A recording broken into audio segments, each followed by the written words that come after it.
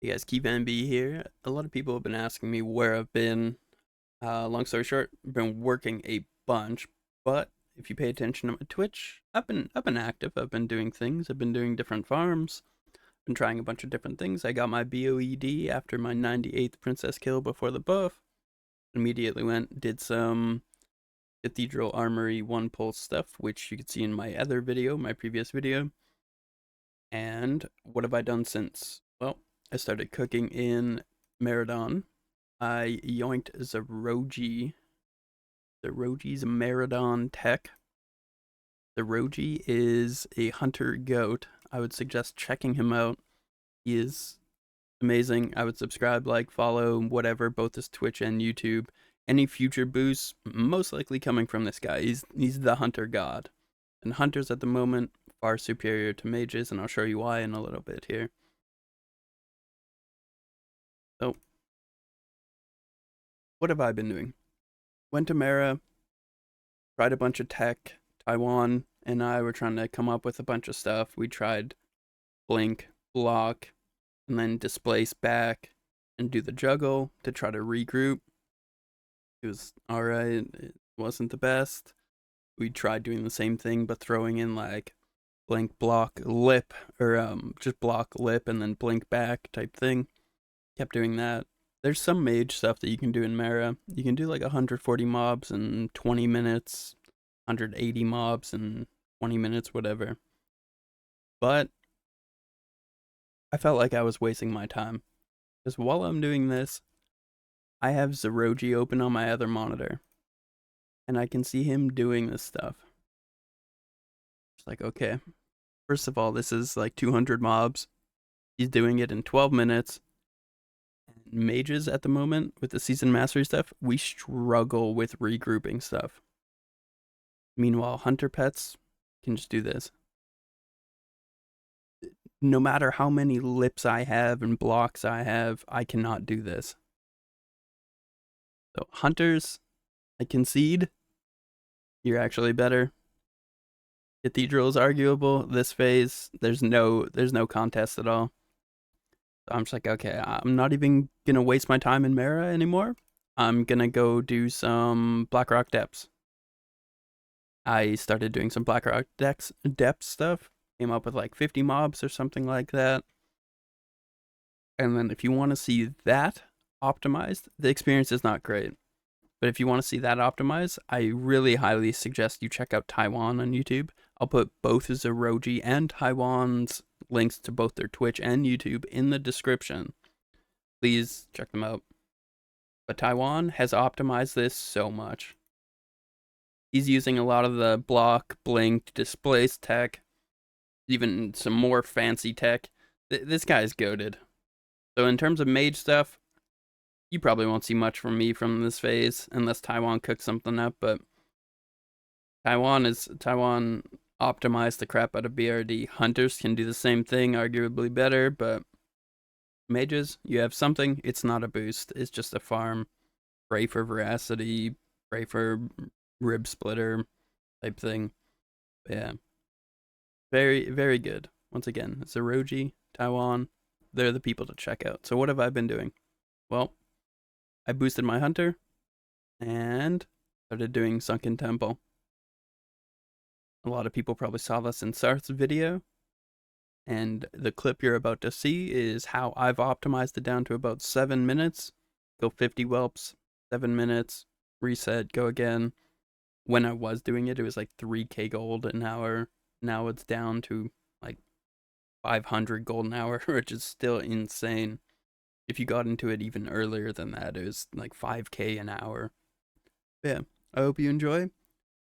Please like, subscribe, follow, whatever, and enjoy the little video on Sunken Temple optimized, and stay tuned for future stuff, for possibly Maradon optimized, etc.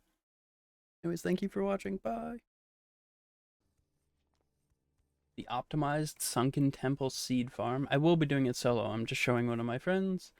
But in order to reset, let's start with that. A lot of people say you can't reset. When you log out in the dungeon and try to do it, it doesn't work. So what you do, you zone out. You reset on the alt. You zone back in. and then log out.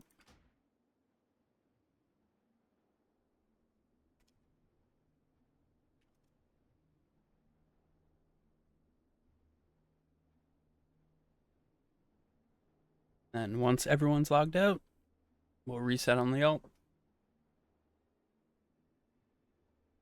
Don't right click to reset beforehand. Wait for everyone to be logged out. I don't know why, but sometimes it bugs out. Once everyone's logged out, right click, reset. You'll see the message, Sunken Temple has been reset. And log back in. Let my friend know. Reset.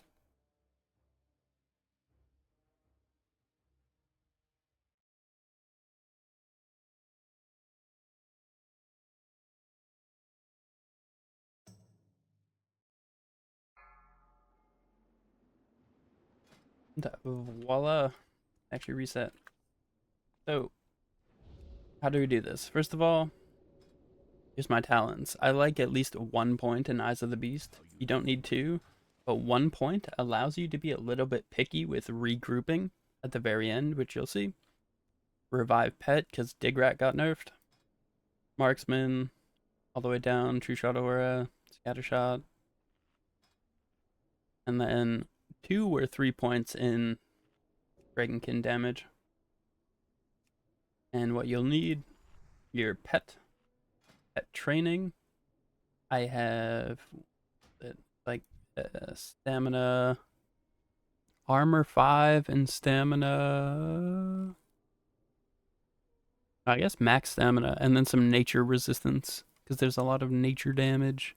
And then I actually didn't even learn bite because you don't care about him. He's just for grouping. And then Furious Howl and rank 3 dash. Then my gear. I've been doing this a lot. Why I haven't been uploading a video. I'll show my revenue here in a moment. Here's my gear.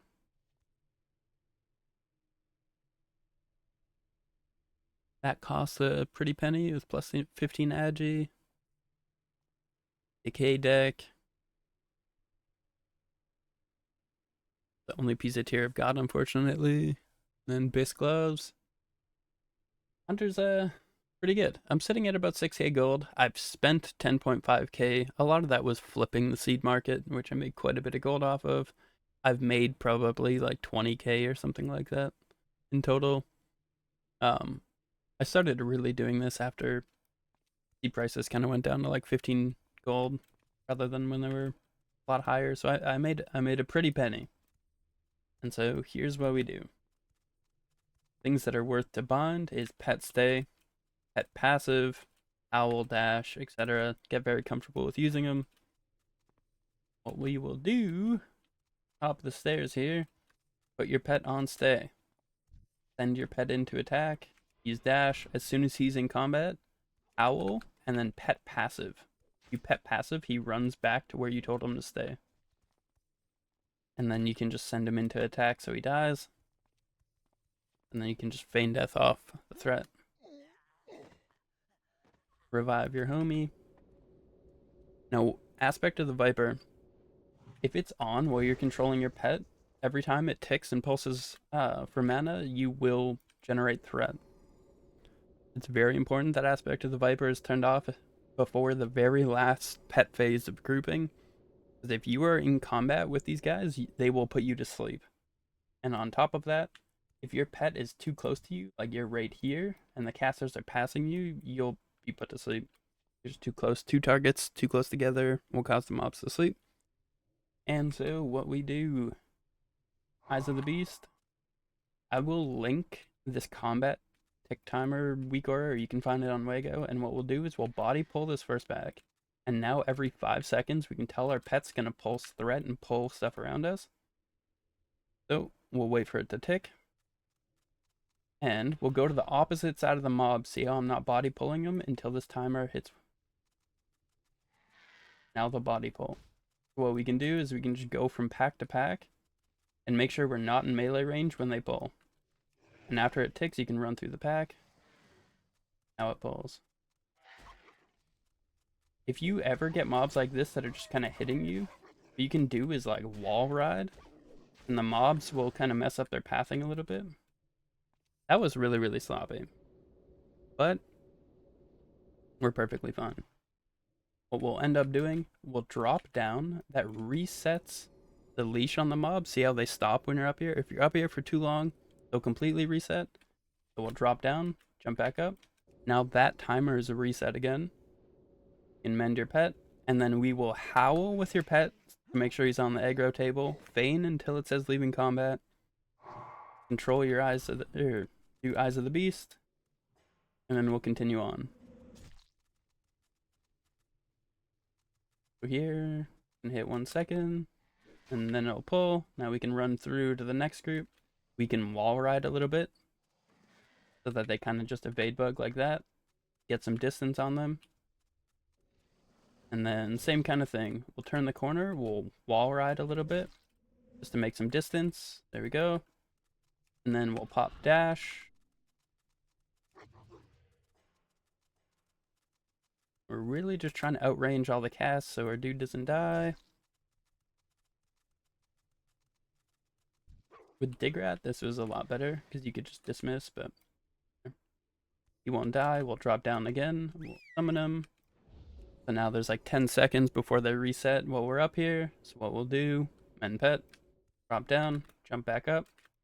Now we have 10 seconds again. Heal up. The cleaner you are at pulling, the less mend petting you have to do. We'll speed it up a little bit. And then we will turn off Viper, Howl, Feign Death, till leaving combat, roll pet. Now, since we kind of messed up that first hallway, and I'm pretty sure we missed the pack, we'll use this as an opportunity to just pull that and regroup them up for the kill phase. So we'll pull all the mobs, get some distance.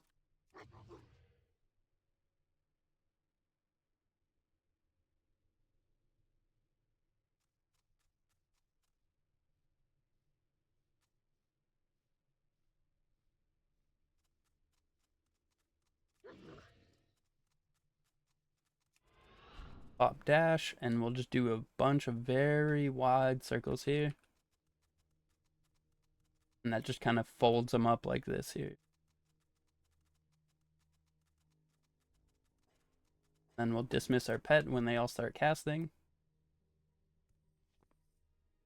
Not dismiss, you just press escape on Eyes of the Beast, and since he's so far away, he'll just despawn. Howl, feign death, control our pet, and now we're just going to the kill phase. So what I'll do, just to kind of fold them up even a little bit more, we'll go kind of far over here so that they run in a straight line towards us, and then we cut down that hallway and they'll kind of fold up a little bit. Here, dash,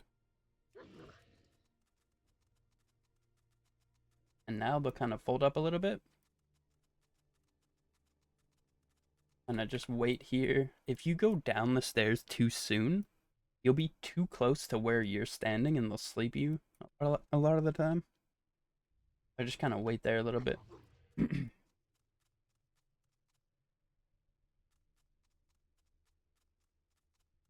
here's why I like 1 point in Eyes of the Beast. It would be wearing out in 5 seconds here, but with 30 seconds extra, what we can do, pop dash, and then we can kind of fold them again. Now they're really stacked. We'll put a trap halfway through, fire trap at the end. If you need mana, put on Viper. If you don't, you're chilling. And then the rotation is activate trap, explosive shot. We'll tab target so it's on a different person, activate that trap. And now to group them, what we'll do is a trap far and then a trap close. And then a trap far, trap close. Keep doing that over and over. Make sure you don't get hit by the acid spits. And then we'll go out really wide, do 2 explosive shots, go back. Low trap really far. And then when this close one expires, we want them to run into that far trap and it'll group them up really tight.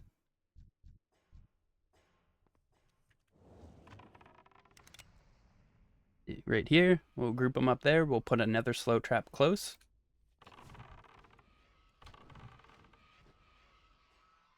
Too much damage with my new gear.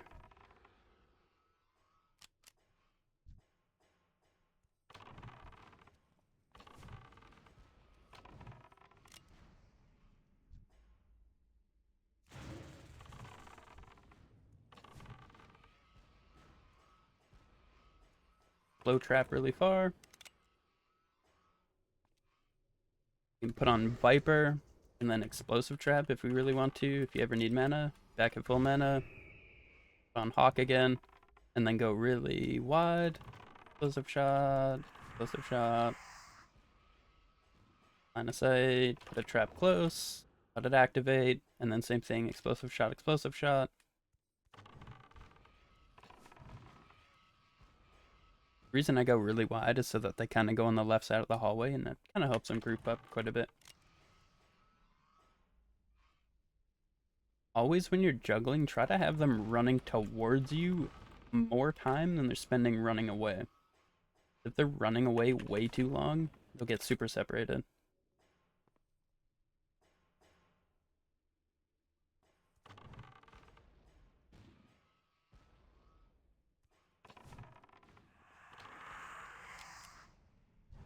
Anyways, there's a target macro. You can just make it target whelps. If it targets a dead one, you know every single whelp's already dead. Like this round's already done. We'll go to somewhere where you're evading, which is this side rather than the other side. We'll feign death, let them reset. If you see resisted, run somewhere else, like around the corner to an evade spot. Go around the corner to the right, jump up on the like side part. You can reset there. But yeah, you get about 20 to 28 seeds per run. Run takes about 7 to 10 minutes, depending on what you're doing. So you go hit lockout. If you are buying a lockout, it needs to be 5 out of 8 or 6 out of 8 bosses dead. And if someone's selling a lockout, what they're most likely doing, selling it to multiple people, so I'd be kind of hesitant about that. Since it's a raid, there can only be one active group in the instance at a time. And what that means is if you zone in and someone else is inside, you'll just get hearthed. You won't be able to farm this. You can't have 2 different instances type thing. I'd be hesitant about buying it, but if you join a 3 a.m. pug like I did with no Discord comms, they're probably going to stop at 6 out of 8 because Serenicus. That's kind of what I've done. And what you do to reset if it's not bugged out, you'll log out. And when you're logged out, you'll reset on an alt. And then log back in. It'll fix it. But if it ever is bugged and doesn't tell you it has been reset, then just zone out, reset, zone back in, log out, reset. You're good to go.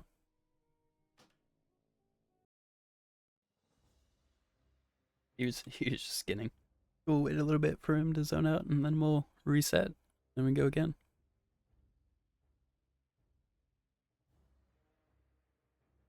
Yeah, this is what I've been doing. Boosting wise, I'll probably do some of Zeroji's Mera at some point. Maybe optimize that a little bit, see if we can fit in a bit more mobs. But in terms of boosting people, incursions are great. Duskwood will get you to, what is it? It's like 35. And so there's a dry spot between 35 and 37 in the incursions. That's why I posted the Cathedral Armory boost, was to fill that dry spot. And I just assumed people would be in incursions for the rest of the way, but a lot of people really want to boost, and the boost place will be Hunter Mera for sure. Be like 200 mobs. I think 200 mobs is already giving. Sunken Temple's been reset once everyone's logged out. Mera is giving like 50k experience or something like that, and that's with 200 mobs, and I'm certain you can probably get a bit more, which that's crazy experience. So yeah, stay tuned to that. Check out Zeroji, check out Taiwan. Thanks for watching. Bye.